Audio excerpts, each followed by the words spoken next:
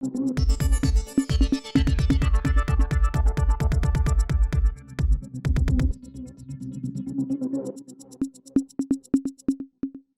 Sir. Sir வணக்கம். இந்தியாவை ஆள்வதற்கு தென்னிந்தியாவே தேவை கிடையாது, வட இந்தியாவே போதும் அப்படிங்கிற அளவுக்கு தொகுதி மறுவரைகள் அமைக்கப்பட இருக்குது, தொகுதி மறுவரைகள் மாற்றி அமைக்கப்பட இருக்குது அப்படிங்கிற ஒரு விஷயம் போயிட்டுருக்கு. தென்னிந்தியாவை காக்கணும் அப்படிங்கிறதுக்காக ஒரு முக்கியமான ஒரு போராட்டத்தை, முக்கியமான ஒரு அரசியல் நிலைப்பாட்டை ஸ்டாலின் எடுக்கிறாரு. பல மாநிலங்களை ஒருங்கிணைக்கிறாரு. அந்த கூட்டம் நடக்க இருக்குது. எப்படி பார்க்குறீங்க சார் அந்த தேவை, அதோட அரசியல் எப்படி பார்க்குறீங்க? இது முக்கியமான கூட்டம் தான், மாற்று கருத்துக்கு இடம் இல்லை. ஏன்னா டீலிமிட்டேஷன் 26 சட்ட திருத்தம், அரசியல் சாசன திருத்தம் கொண்டு வரப்படலைன்னா வந்தே தீரும். மோடி கவர்மெண்ட் வாய் திறக்காம மௌனமாக இருக்குது. கடந்த 50 ஆண்டுகளாக தள்ளி போடப்பட்டது 26 சாத்தியப்பட, 26 சென்சஸ் எடுத்துட்டாங்கன்னா 28 சாத்தியப்பட வாய்ப்பு இருக்குது. ஒரு அச்சம் மாநிலங்களுக்கு, தென் மாநிலங்களுக்கு, குறிப்பாக தமிழகத்துக்கு இருப்பது நியாயமானது, அதில் மாற்று கருத்துக்கு இடம் இல்லை. இன்ட்ரெஸ்டிங்லி 1976 அடுத்த 25 ஆண்டுகளுக்கு தள்ளி வைக்கப்பட்ட பொழுதும், வாஜ்பாய் கவர்மெண்ட்டில் 2002 தள்ளி வைக்கப்பட்ட பொழுதும், முதல்ல 76லையும், அதன் பிறகு அப்போ தமிழ்நாட்டில் திமுக ஆட்சியில் இருந்தது. அதன் பிறகு 2002 நினைக்கிறேன், அப்போ வாஜ்பாய் ஆட்சியில் திமுக அங்கம் வகித்தது. திமுக ஒரு முக்கியமான ரோல் அதில் இருந்தது. இந்த முறை அவங்களுக்கு டெல்லியோட சரியான உறவு இல்லை. எழுப்பியிருக்க பிரச்சனை நியாயமானது, அதில் எந்த மாற்று கருத்தும் இடம் இல்லை. ஏன்னா ஒரு தெளிவை கொடுக்க மோடி கவர்மெண்ட் மறுக்குது. எந்த அடிப்படையில் டிலிமிட்டேஷன் செய்ய போகிறாங்க, மக்கள் தொகை அடிப்படைன்னா தமிழ்நாட்டுக்கு பாதிப்பு வருது என்பது உறுதியானது. வாயை திறந்தவங்க பேசுனாங்கன்னா நல்லாயிருக்கும். அல்லது இமீடியட் சொல்யூஷனாக அடுத்த 25 வருஷத்துக்கு நீங்கள் தள்ளி வைங்கன்னு ஸ்டாலின் கேட்குறாரு. அதை மோடி கவர்மெண்ட் ஒப்புக்கொள்ளாது என்று நான் உறுதியாக நம்புகிறேன். ஏன்னா அவன் 888 பேர் கொண்ட மக்களவையை நிர்மாணித்த பிறகு அடுத்த 25 வருஷத்துக்கு ஒத்தி வைக்கிறதுக்கு மோடி விவரம் அறியாதவர் கிடையாது. ஏதோ ஒன்று பண்ண போகிறாங்க, எந்த அடிப்படைன்னு தான் நமக்கு தெரியல. இந்த பிரச்சனையாக இப்போ மாநிலத்தோட மற்ற பிரச்சனைகள்லேருந்து, திமுக அரசின் தோல்விகளிலிருந்து கவனத்தை திசை திருப்புறத்துக்கு ஸ்டாலின் மேற்கொள்ளுகிறாரா என்று கேட்டீர்கள் என்றால் அதற்கும் ஒரு வாய்ப்பு இருக்குது. அதையும் ஒதுக்கி தள்ள முடியாது. அந்த வாதமும் சரியான வாதம் தான். ஆனால் அவர் கிளப்பி இருக்கக்கூடிய பிரச்சனை நியாயமானது. நம்ம அப்படி தான் அதை பார்க்கணும். அடுத்த ஆண்டு தேர்தல் வரும்பொழுது மத்திய அரசுக்கு எதிராக பல பிரச்சனைகளை தொடர்ந்து ஸ்டாலின் அரசு பேசிக்கொண்டே தான் இருக்கிறது. அவை நியாயமான கோரிக்கைகள் தான். இப்போ நிதி பங்கீடு கொடுக்காதது, புதிய கல்விக் கொள்கை, டீலிமிட்டேஷனில் வாய் திறக்காதெல்லாம் நியாயமான பிரச்சனைகள் தான். இதில் மற்ற மாநிலங்களையும் அவர் ஒருங்கிணைக்க ஆரம்பித்திருக்கிறார்.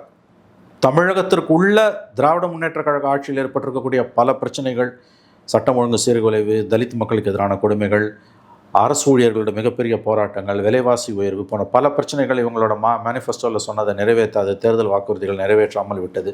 இந்த அரசுக்கு எதிராக ஒரு ஆன்டி இன்கம்பன்சி பெரிய அளவில் இருக்க தான் செய்யுது.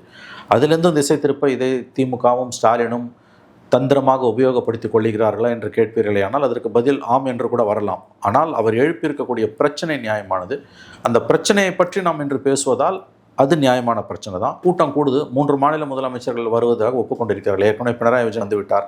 பகத்சிங் மான் வருகிறார், பஞ்சாப் முதலமைச்சர். தெலுங்கானா முதலமைச்சர் ரேவந்த் ரெட்டி வருகிறார். அதை தாண்டி இவங்க மம்தா பானர்ஜி வரவில்லை என்று நினைக்கிறேன். அவருடைய கட்சி சார்பாக யாராவது வரலாம்.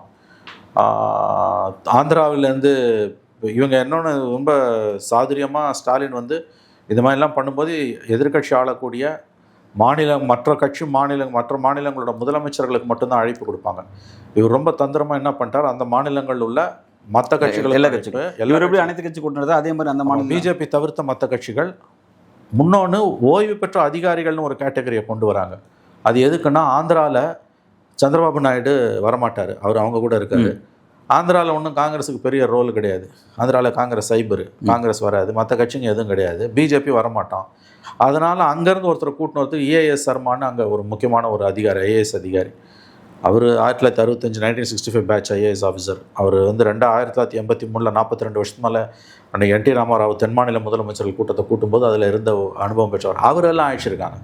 வழக்கமாக அனைத்து கட்சி கூட்டம்னா பிரதான கட்சிகளோட மற்ற மாநிலங்களில் இருக்கவங்களுக்கு, மற்ற மாநில முதலமைச்சர்களுக்கு 3ஆவதாக ஒரு கேட்டகரியை ஸ்டாலின் கொண்டு வந்திருக்காரு.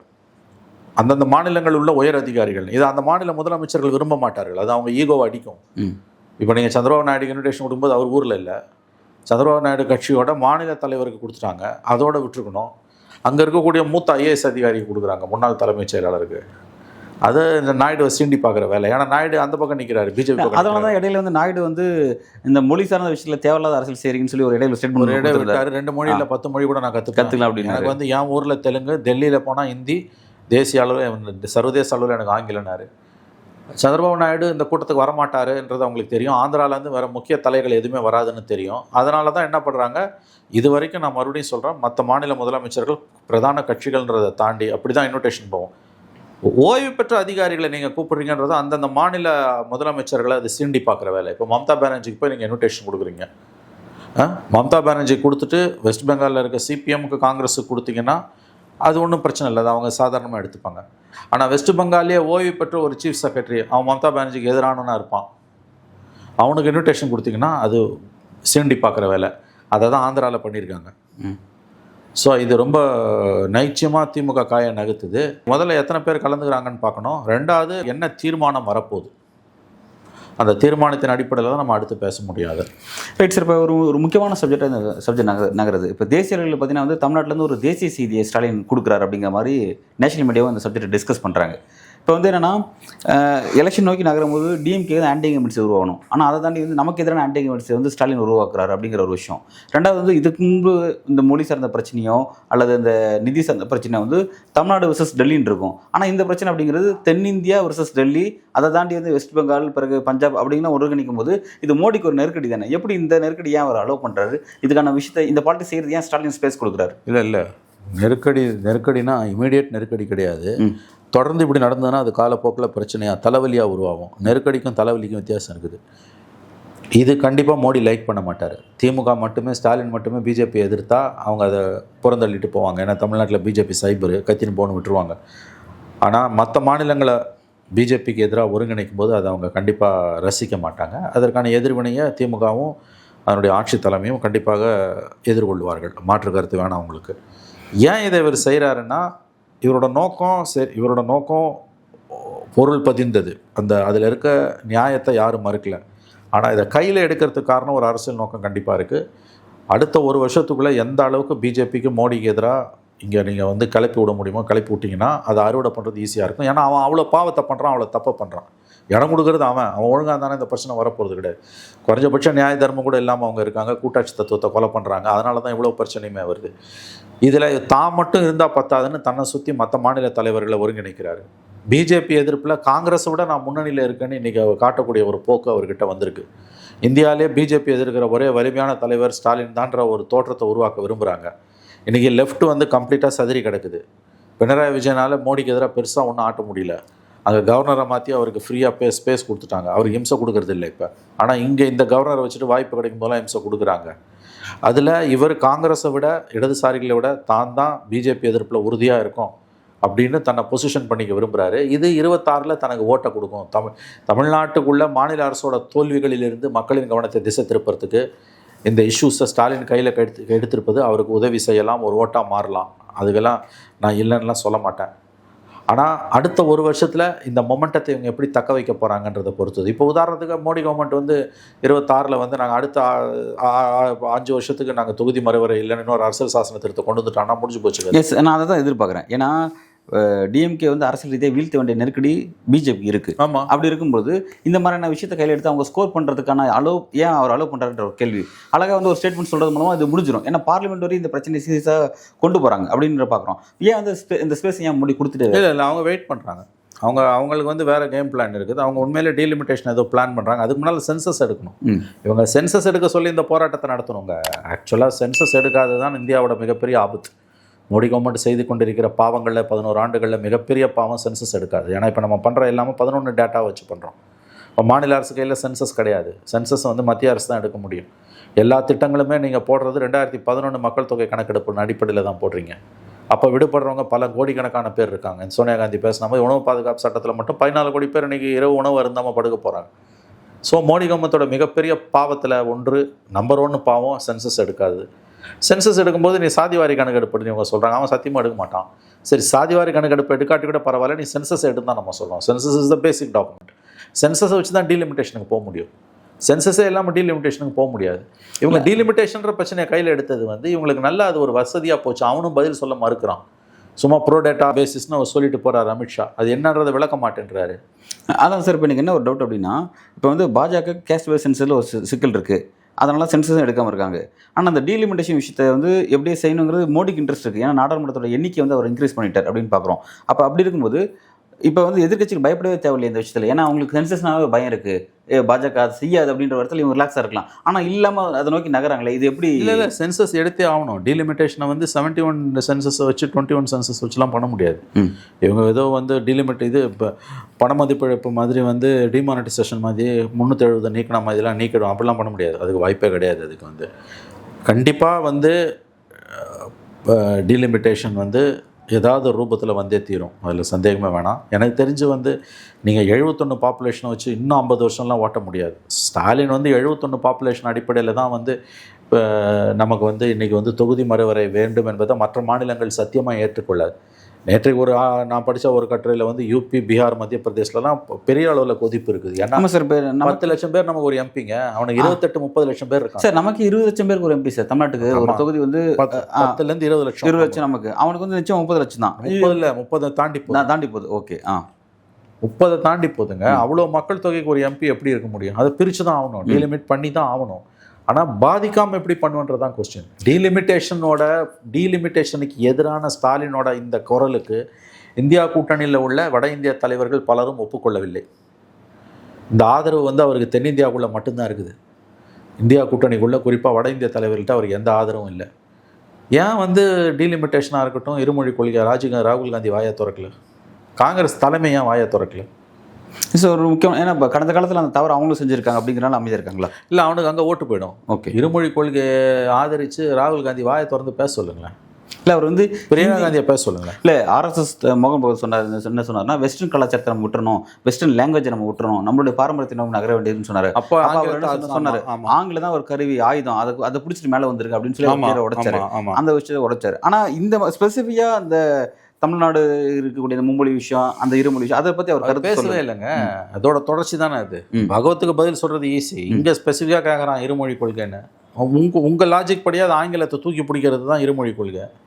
பகவத் சொன்னது மேற்கத்திய மொழி வேணான்னு சொல்லும்போது அது எதிர்க்கிற ராகுல் காந்தி அதே லைனில் தான் ஸ்டாலினும் இருக்கார். ஆங்கிலமும் தமிழும் தான் வேணும்னு ஆதரிக்க வேண்டியது தானே. புரியலையா நான் சொல்கிறது? மோகன் பகவத் எனக்கு ஆங்கிலம் வேணாம், அது அந்நிய மொழின்றாரு. ஸ்டாலின் வந்து எனக்கு இந்தி அந்நிய மொழி, எனக்கு ஆங்கிலம் இருந்தால் உலகத்துக்கான தொடர்பு மொழின்றாரு. ஆங்கிலம் தான் உலகத்துக்கான தொடர்பு மொழி, நீங்கள் வளர்கிறதுக்கு ஆங்கிலம் தான் தேவைன்னு தான் ராகுல் காந்தியும் சொல்கிறாரு. அப்போ இருமொழி கொள்கை ஆதரிக்க வேண்டியது தானே. ஏன் அமைதியாக இருக்காரு? ஏன்னா அங்கே ஹிந்தி பெல்ட்டில் ஓட்டு போயிடும். புரியுதுங்களா நான் சொல்கிறது வந்து? ஆகவே அது ஒன்று. டீலிமிட்டேஷனுக்கு பெரிய கருத்தை சொல்ல ரேவந்த் ரெட்டி வந்து என்ன சொல்லார், இன்விடேஷன் கொடுத்தப்ப காங்கிரஸ் தலைமையோட அனுமதி வாங்கி நான் வருவேன்றார். அனுமதி கொடுத்ததான்னு தெரியாது. தீர்மான வாசகங்கள் என்னன்றது ரொம்ப முக்கியமானது. எப்படி பார்த்தாலும் பிஜேபிக்கு, மோடிக்கு எதிரான தேசிய அளவில் உறுதியாக எதிர்க்கக்கூடிய தலைவர் தான் மட்டும்தான் என்று தன்னை தேசிய அளவில் நிலைநிறுத்திக் கொள்ள ஸ்டாலின் விரும்புகிறார். காங்கிரஸை பின்னுக்கு தள்ளுகிறார். இதை ஒரு விதத்தில் பிஜேபி ரசிக்கும். ஏன்னா ராகுல் காந்தியோட ரோல் டிமினிஷ் ஆகி மங்கலாகி ஸ்டாலின் அந்த ஸ்டேச்சருக்கு வரதை அது விரும்பும். ஆனால் காங்கிரஸ் விரும்பாது. அதான் அதில் இருக்க சிக்கல். இது இந்தியா கூட்டணிக்குள்ளே பிளவை உண்டாக்கும். இன்னைக்கு இந்தியா கூட்டணி முதல்ல இந்தியா கூட்டணி எங்கே இருக்குது? இந்தியா கூட்டணியே ஒன்று கிடையாது. எல்லா பிரச்சனையும் நவகிரகமாக நிற்கிறவனுங்க தமிழ்நாட்டை தவிர இந்தியா கூட்டணி எங்கேயுமே கிடையாது. ஏன்னா இது இந்தியா கூட்டணிக்கு முன்னால் உருவான கூட்டணி. 2019 இந்தியா கூட்டணி 2023 உருவாகுது. இது 2019 வந்த கூட்டணி. இது அதுக்கு முன்னாலே 2 தேர்தல்களை சந்தித்த கூட்டணி இந்த தமிழ்நாட்டில் இருக்க கூட்டணி. வேறு எங்கேயுமே இந்தியா கூட்டணி கிடையாது. ஸ்டாலினோட டீலிமிட்டேஷன் கோரிக்கைக்கு வட இந்தியாவில் எந்த விதமான வரவேற்பும் இல்லை. இன்னும் சொல்லப்போனால் அவர்கள் இதை எதிர்க்கிறார்கள். டீலிமிட்டேஷனை அவங்க ஆதரிக்கிறாங்க. எனக்கு டீலிமிட்டேஷன் வேணுன்றான். எங்க 71 சென்சஸை வச்சு எப்படிங்க நீங்கள் 50 வருஷம் பொறுத்து? உலகத்தில் எந்த ஜனநாயக நாட்டிலையுமே அது நடக்காதுங்க. இது எந்த ஒரு வளர்ந்த நாட்டிலையும் எந்த ஒரு அறிவுள்ள நாட்டிலையும் இது நடக்காது. 50 வருஷத்துக்கு முன்னால் சென்சஸை வச்சுக்கிட்டு இன்றைக்கி வந்து நீங்கள் எப்படி தொகுதி மறுவரையை செய்வீங்க? எப்படி சாத்தியப்படும் அது? ஓகே சார், இப்போ ஏதாவது ஒரு சொல்யூஷன் அங்கே வேணும். நமக்கான ரெப்ரசன்டேஷன் குறையக்கூடாதுங்க. ஆனால் அவனுக்கான ரெப்ரசன்டேஷனுக்கு வந்து அடிக்குவேட்டாக அவனுக்கும் ரெப்ரசன்டேஷன் இருக்கணும். அவனுக்கு ஏதாவது செக்கல் இல்லை. நமக்கானது குறையக்கூடாது, அதே மாதிரி அவனுக்கானது இன்க்ரீஸ் ஆகக்கூடாதுன்னு பேச வேண்டியது இருக்குது. அது அவன் ஒத்துக்க மாட்டான் இல்லைங்க. இப்போ நீங்கள் யோசிச்சு பாருங்கள். நமக்கு வந்து 10லேருந்து 20 லட்சம் வரைக்கும் ஒரு மக்கள் தொகை இருக்கக்கூடிய இடம் தான் ஒரு எம்பி சீட். அவங்களுக்கு சாதாரணமாக 30 லட்சத்தெல்லாம் கிராஸ் பண்ணுது. சில தொகுதிகளெல்லாம் 34 லட்சம் வரைக்கும் போதுன்றான். 34 லட்சம்லாம் ஒரு தொகுதினா அதில் 60% ஓட்டுக்கு போலாகுதுன்னா கிட்டத்தட்ட 20 லட்சம் பேர் ஓட்டு போடுறான். 20 லட்சம் பேர்னா நீங்கள் இவிஎம்ஐ போட்டாலே ஃபஸ்ட்டு ட்ரெண்ட் வரத்துக்கே 4 மணி நேரம் ஆகும். அதுக்குள்ளே இங்கே நமக்கு ரிசல்ட்டே வந்துடும். இது ரொம்ப சிக்கலான பிரச்சனை. மக்கள் தொகையை கணக்கெடுப்பை ரொம்ப நம்ம வந்து சாதுரியமாக சரியாக அமல்படுத்துனதுக்கான வேலையை தான் நம்ம கொடுக்குறோம். இது வந்து ஆனால் அங்கே ப்ராப்ளம் என்னென்னா, அங்கே அத்தனை கட்சிகளையும் ஒன்றா சேர்ந்துக்கிறோம், இன்க்ளூடிங் இந்தியா பிளாக். வளர்ந்த மாநிலங்கள், தென்னிந்திய மாநிலங்கள் பிஜேபியை நிராகரிக்குது. அதுதான் பிரச்சனை. இது பாஜக மட்டும் இல்லை, ஒட்டுமொத்த வட இந்தியாவே வட இந்திய அரசியல் கட்சிகளும் சரி நம்மள அவன் பிடிக்கல. அங்கே இருக்க காங்கிரஸ், அங்கே இருக்க சமாஜ்வாதி பார்ட்டி, அங்கே இருக்க ராஷ்ட்ரிய ஜனதா தள், அங்கே இருக்க பிஜேபி, அங்கே இருக்க லோக்கல் பார்ட்டிஸ், அவன் அத்தனை பேருமே நம்மளை எதிராக நிற்கிறான். நீ அதே மாதிரி வேணா 80 தொகுதியெலாம் யூபிக்கு தாங்காதுங்க. குறைஞ்சது யூபிக்கு 100 தொகுதி வேணும் சார். 118 20 கிட்ட வரும். 118. அதான் நான் சொல்கிறேன், வெறும் 20 மினிமம் சொல்கிறேன் நான். மினிமம் 20 சீட் அவனுக்கு 100 தொகுதி வேணும். அவ்வளோ பெரிய பாப்புலேஷனுங்க. Germany, France, England, Germany, France, England 3 மாநிலங்கள், 3 நாடுகளின் மொத்த மக்கள் தொகையை விட 2 கோடியோ 1 கோடியோ 1.5 கோடியோ 2 கோடியோ அதிகம் யூபியோட பாப்புலேஷன். இந்த 3 நாடுகளோட பாப்புலேஷன் 18லேருந்து 19 கோடி. யூபி பாப்புலேஷன் கிட்டத்தட்ட 20லேருந்து 21 கோடி வருது. எப்படி மேனேஜ் பண்ணுவீங்க? எப்படி இவ்வளோ பெரிய ஸ்டேட்டை மேனேஜ் பண்ணுவீங்க? அது ஆக்சுவலாக உடச்சிருக்கணும். அது ஏன் சார் நிர்வாகம்? அது இவங்களுக்கு காங்கிரஸ் பண்ண பாவம். பிஜேபிக்கு, காங்கிரஸுக்கு வந்து அதை உடைச்சா தனக்கு எதிராக போகணும், உடைக்கும். அப்படியும் உடச்சி உத்தராகண்டை கொண்டு வந்தானுங்க. அதை தாண்டி இன்னும் 2ஆக உடைச்சிருக்கணும். அது வாஜ்பாய் பீரியடில் பண்ண விட்டுட்டாங்க. இனிமேல் எந்த ஸ்டேட்டையும் உடைக்க முடியாது. ஏன்னா அங்கங்கே கலர்ந்து எழுவாங்க மக்கள். உங்களுக்கு இப்போ 3 நாடுகளோட மக்கள் தொகையை விட, வளர்ந்த 3 நாடுகளின் மக்கள் தொகையை விட ஒரு மாநிலத்தோட மக்கள் தொகை அதிகம்னா அங்கே போய் நீ டீலிமிட்டேஷன் எதிராக பேசுவியா? அங்கே ஆக்சுவலாக 100 தொகுதிக்கு மேலே வேணும், டெஃபினட்டாக வேணும், அதில் சந்தேகமே கிடையாது. எப்படி நீ 30, 35, 40 லட்சத்து, இப்போ அடுத்த எலெக்ஷன் 40 லட்சம் ஆகிடும் சார். இப்போ இந்த இடத்துல மோடியோட சைலண்டை பார்க்கும்போது நிச்சயமாக வந்து ஒரு டீலிமிட்டேஷன் இந்த மக்கள் தொகை அப்படிங்கிறத பார்லிமெண்ட் எது கட்டினா 850 அந்த கேள்வி அப்பவே எழுப்பப்பட்டுச்சு. அப்போ இல்லை ராஜ்யசபா ஜாயின்ட் செஷனுக்கு நாங்கள் ஜாயின்ட் செஷனுக்குனா ராஜ்யசபாலையும் எது கூட்டினேன். கூட்டு நாடாளுமன்ற குழுக்காக நான் வந்து மக்களவையை நடத்துறதுன்னா அதுக்கு மைய மண்டபம் இருக்குது. சரி, ஓகே, அது மக்களவையிலே நடத்துகிறேன்றது கூட்டினேன்னு சொல்கிறேன். ராஜ்யசபா எண்ணிக்கையும் எது கூட்டியிருக்கேன்? கண்டிப்பாக அவங்க அதை நோக்கி தான் போகிறாங்க. இவங்களுக்கு அது நல்லா மாட்டிக்கிச்சு, லட்டு மாதிரி மாட்டிக்கிச்சு. ஆனால் வாயை திறக்க மாட்டேங்கிறான். ஃபேக் கமிட்மெண்ட் கொடுக்குறாங்களோ மோடி, அமித்ஷா பேசலாம் ஃபேக், அந்த மாதிரி நடக்காது, அந்த மாதிரி நடக்காது போய் சொல்கிறாங்க. இப்போ போய் சொல்கிறாரு. இப்போ நமக்கு கூடும், நமக்கு வந்து குறையாதுன்றார் உண்மைங்க. அவனுக்கு எவ்வளோ கூடும் அதை சொல்லு. இப்போ நமக்கு 39லேருந்து 49 ஆகுன்றாங்க, 10 தான் கூடுது.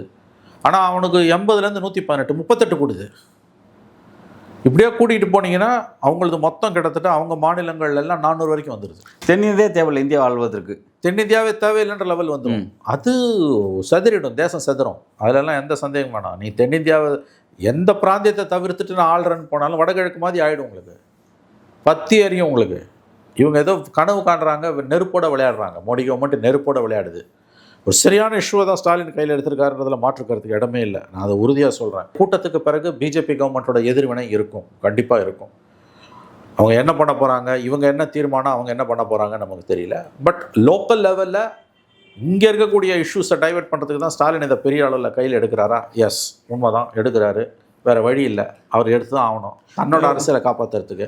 இன்னொரு விஷயம், இதன் மூலமாக தேசிய அளவில் தன்னை காங்கிரஸுக்கு இணையாக ஒரு மாற்று சக்தியாக, ஆன்டி பிஜேபிக்கு எதிரான உண்மையான அரசியல் கட்சியாக தன்னை நிலைநிறுத்திக்கிட்டு தன்னை சுற்றி ஆன்டி பிஜேபி பாலிடிக்ஸ் சுழல்றதுக்கு அவர் முயற்சிக்கிறாரா? இருக்கலாம்.